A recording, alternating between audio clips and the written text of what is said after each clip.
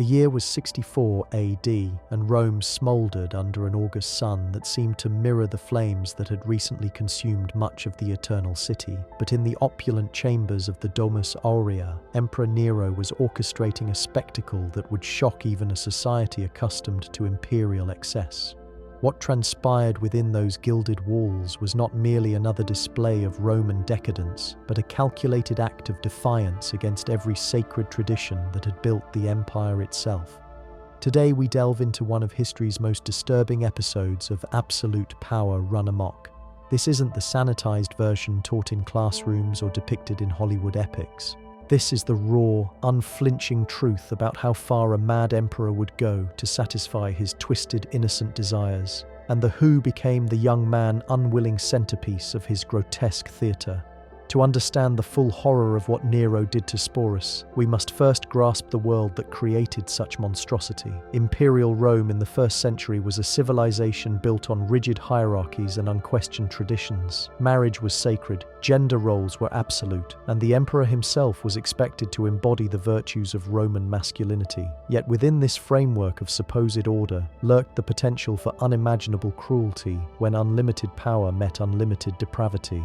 Nero Claudius Caesar, Augustus Germanicus, ascended to the throne at 17, thrust into absolute authority over 60 million souls across the known world. The young man who would become history's most notorious emperor began his reign with promise, guided by the philosopher Seneca and backed by the Praetorian Guard. But power, as Lord Acton would later observe, corrupts absolutely, and in Nero's case, that corruption would manifest in ways that defied human comprehension. By 64 AD, Nero had already murdered his mother Agrippina, executed his wife Octavia, and surrounded himself with sycophants who encouraged his worst impulses rather than restraining them. The Great Fire of Rome that summer provided him with the perfect excuse to rebuild the city according to his grandiose vision, but it also marked the beginning of his most depraved period. It was during this time of rebuilding and remaking that Nero's attention turned to remaking human beings themselves. The emperor's obsession with performance and spectacle had grown beyond mere theatre. He performed publicly as an actor and charioteer, scandalizing the Roman aristocracy, who considered such activities beneath imperial dignity. But these public displays were nothing compared to what he was planning in private. Nero had developed a fixation that would culminate in one of history's most disturbing episodes of forced transformation. Sporus was likely in his early teens when he first caught the emperor's attention. Contemporary sources describe him as exceptionally beautiful, possessed of the delicate features and smooth skin that Romans prized in their idealized youth. He may have been a slave in the imperial household, or perhaps a freeborn citizen from a family seeking imperial favor. What we know with certainty is that his beauty became his curse, marking him for a fate that would strip away every aspect of his identity and humanity. The process began subtly, as these things often do. Sporus found himself summoned more frequently to the imperial presence, showered with gifts and attention that must have seemed like incredible good fortune. The emperor's interest appeared benevolent at first, perhaps even fatherly, but those familiar with Nero's patterns recognized the signs of an unhealthy obsession developing. The young man was being groomed, though not in any way he could possibly understand. Nero's plan was breathtaking in its audacity and horrifying in its implications. He intended to transform this beautiful boy into a replacement for his recently deceased wife Poppaea Sabina, whom he had killed in a fit of rage the previous year. But this would not be merely a matter of finding a new companion or even a new sexual partner. Nero intended to literally recreate his dead wife by surgically altering Sporus and then marrying him in a formal ceremony that would mock every sacred tradition of Roman marriage. The surgical procedure that Nero ordered performed on Sporus represents one of the earliest documented cases of forced gender reassignment in human history. Roman medicine, while advanced for its time, was still primitive by modern standards. The operations were performed without anesthesia, using crude instruments, and with little understanding of infection control or surgical recovery. The physical trauma alone would have been excruciating, but the psychological damage was immeasurable. Contemporary historians like Cassius Dio and Suetonius recorded these events with a mixture of fascination and horror. They understood they were witnessing something unprecedented in Roman history, a violation so complete that it challenged their ability to comprehend human cruelty. The surgical mutilation of Sporus was not performed by skilled physicians, but by imperial surgeons whose primary qualification was their willingness to carry out the emperor's demands regardless of medical ethics or human cost. The recovery period that followed was closely monitored by Nero himself, who visited his victim daily to observe the healing process. Palace servants reported that the emperor seemed genuinely excited about his project, discussing plans for the upcoming wedding ceremony with the same enthusiasm another man might show for a military campaign or architectural project.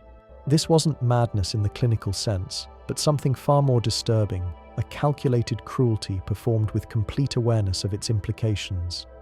During these weeks of recovery, Sporus was essentially imprisoned within the imperial palace, cut off from any support system that might have provided comfort or assistance. The few servants who had access to him reported a young man in constant physical pain, but perhaps more troubling was his apparent psychological withdrawal. He spoke little, ate minimally, and seemed to exist in a state of shocked disconnection from reality. The preparations for the wedding ceremony began even before Sporus had fully healed from his surgeries. Nero commissioned elaborate gowns in the style that Poppaea had favored, jewelry that matched pieces from her collection, and even perfumes that recreated her signature scent. Every detail was calculated to transform Sporus into a living replica of the dead empress, a grotesque monument to Nero's inability to accept loss or limitation. The emperor's courtiers watched these preparations with growing unease. Even in a court accustomed to excess and cruelty, what Nero was planning crossed lines that many found deeply disturbing.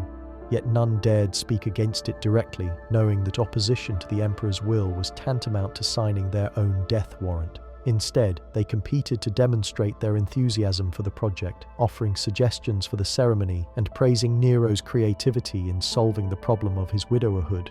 Roman law had no precedent for what Nero was attempting. Marriage was a legal contract between a man and a woman, designed to produce legitimate heirs and strengthen family alliances. The idea of an emperor marrying what legally remained a male slave, regardless of surgical alterations, challenged the very foundation of Roman social order. Yet Nero's power was absolute, and he had already demonstrated his willingness to rewrite law and tradition to suit his desires. The wedding preparations revealed the elaborate lengths to which Nero would go to maintain his delusion. Professional mourners were hired to wail for the dead Poppaea, then immediately transform their grief into celebration for her supposed return in Sporus. Priests were coerced into performing sacred rituals despite their obvious discomfort with the proceedings. Even the wedding feast was planned to recreate memorable meals from Nero's marriage to Poppaea, as if repetition could somehow make the grotesque situation normal.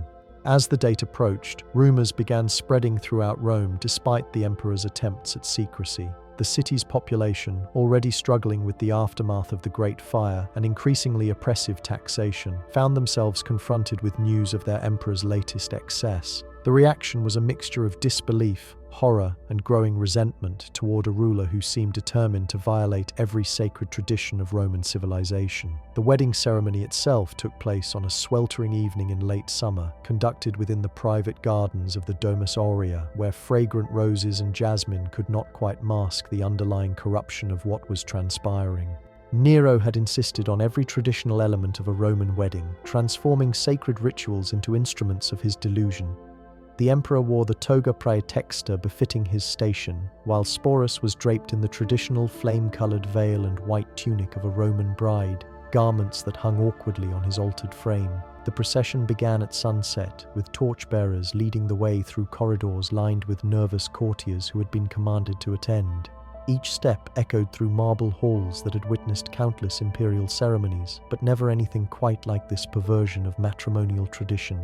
Sporus moved like a sleepwalker, his face hidden beneath the bridal veil, supported by attendants who had been instructed to treat him exactly as they would any imperial bride. Contemporary accounts describe the ceremony as simultaneously magnificent and grotesque, a testament to Roman pageantry twisted into something deeply unnatural. Golden vessels held the traditional offerings, musicians played the customary wedding songs, and priests performed the ancient rites with voices that barely concealed their revulsion. Yet beneath this veneer of normalcy lurked the unmistakable awareness that everyone present was participating in something fundamentally wrong. The moment when Nero lifted the bridal veil revealed the full extent of his achievement and its horror. Sporus had been transformed into a convincing approximation of feminine beauty through surgical intervention, cosmetic enhancement, and careful styling. His hair had been arranged in the complex braids favored by Poppaea, his face painted with the white lead and rouge that marked aristocratic Roman women, his surgically altered body draped in silks that concealed the violence of his transformation. But it was his eyes that betrayed the true cost of Nero's project. Where once there had been the bright curiosity of youth, now there remained only a hollow emptiness that spoke of trauma beyond human comprehension. The boy who had once possessed his own identity, his own hopes and dreams, had been systematically erased and replaced with Nero's twisted vision of resurrection. This was not marriage, but necromancy performed on living flesh. The exchange of vows represented perhaps the ceremony's most disturbing moment. Nero spoke his lines with genuine emotion, addressing Sporus as if he were truly Poppaea returned from the dead. His voice carried the conviction of a man who had convinced himself that his delusion was reality, that surgical mutilation and forced transformation could somehow restore what death had taken. When Sporus spoke his responses, the words came in barely audible whispers, memorized phrases delivered without comprehension or consent. The wedding feast that followed stretched deep into the night, featuring delicacies imported from across the empire and entertainment provided by Rome's most skilled performers. Nero presided with obvious satisfaction, frequently raising his cup to toast his new bride and regaling guests with stories of their supposed courtship. He had constructed an elaborate mythology around their relationship, complete with romantic meetings and tender moments that existed only in his increasingly detached imagination. Throughout the evening, Sporus sat beside the emperor like a beautiful automaton, responding to commands and enduring Nero's public displays of affection with the passive compliance of someone whose will had been completely broken. Guests observed this spectacle with carefully neutral expressions, understanding that any sign of disapproval could result in their own destruction. The atmosphere combined celebration with an underlying terror that kept even the most powerful senators silent. The consummation of this grotesque marriage took place in chambers that had once belonged to Poppaea herself, now redecorated to recreate the environment of Nero's earlier happiness. Every detail had been meticulously planned to support the emperor's delusion, from the perfumed oils that matched his dead wife's preferences to the arrangement of furniture that replicated their former intimacy. What occurred within those walls defies both description and comprehension. In the days that followed, Nero insisted on treating Sporus exactly as he would any imperial wife, showering him with jewelry and fine clothing while demanding the public displays of affection appropriate to their supposed relationship. The transformed young man was expected to appear at state functions, receive foreign dignitaries, and participate in the complex social rituals of the imperial court. Each public appearance reinforced the emperor's delusion while deepening the trauma of his victim. The reaction throughout Rome was one of mounting horror and disgust. Citizens who had tolerated Nero's previous excesses found themselves confronted with something that challenged their basic understanding of human nature and divine order. Religious leaders spoke in hushed tones about omens and portents, while philosophers debated whether what they were witnessing represented the ultimate expression of human freedom or its complete negation. Foreign ambassadors reported back to their governments with accounts so extraordinary that many initially dismissed them as exaggerated propaganda. The idea that the ruler of the civilized world would engage in such behavior seemed impossible to believe, yet the evidence was undeniable. Rome's international reputation, already damaged by Nero's theatrical performances and architectural excesses, suffered irreparable harm from revelations about his treatment of Sporus. The psychological impact on the imperial court was profound and lasting. Courtiers found themselves walking a dangerous line between participating in Nero's delusion and maintaining their own sanity. Many developed elaborate strategies for avoiding direct interaction with Sporus, understanding that any acknowledgement of the reality behind his transformation could provoke the emperor's wrath. The palace became a place where truth itself was dangerous.